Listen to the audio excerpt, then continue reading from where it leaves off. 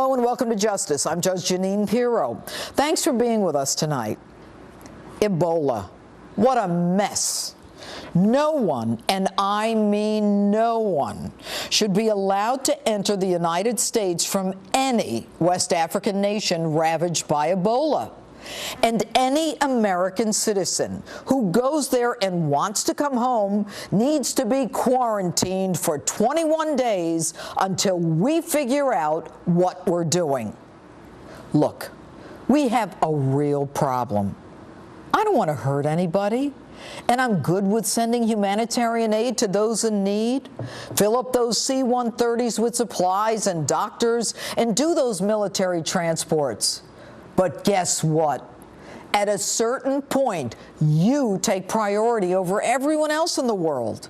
And when it comes to the health and security of your family and my family, everyone else takes a back seat.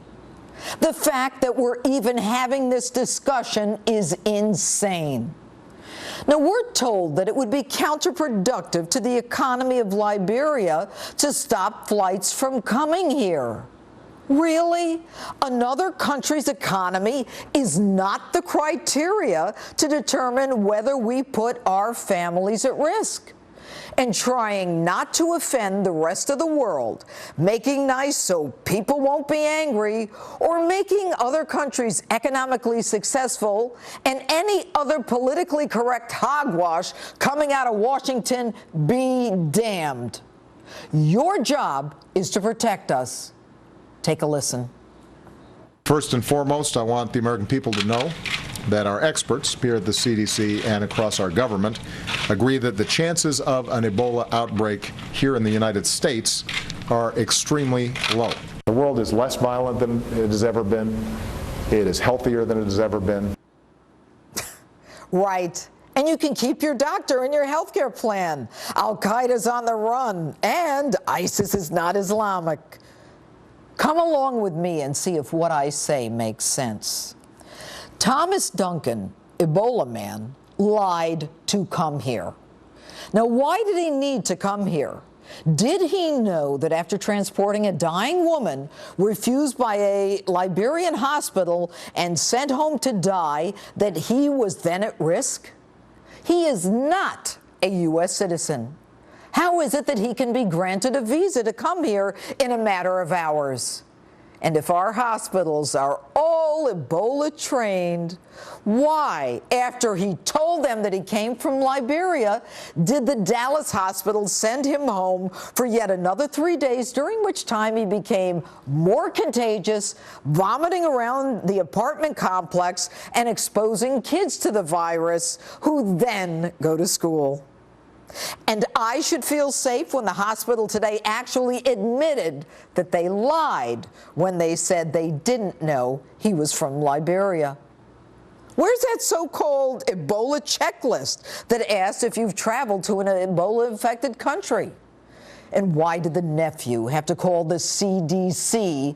Because, quote, the hospital again wasn't taking the illness seriously.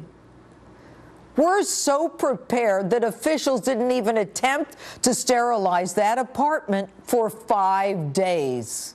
And if we're so damn ready for this, why did the locals say not to worry? Only 12 or 18 people were in direct contact with him, when Dallas County said there were 80 and the CDC said, oh, 100. And I should feel safe when, under a national spotlight, relatives sharing the same bathroom refuse to remain in isolation and instead send their children to school with yours. And why were men cleaning the vomit outside the apartment in T-shirts, sweeping the waste into the Dallas sewer system? Isn't there a protocol for destroying and transporting Ebola waste? Right now, thousands of Liberians come into this country every year. Why? Take a look at this map of Africa. Those countries highlighted deny entry to citizens of Ebola-ravaged countries. And take a look at this image of a Liberian soldier enforcing a quarantine so that their own countrymen do not come in contact with them. Yet our government minimizes the danger and also the means of transmission. Stop telling us it's just about the exchange of bodily fluids.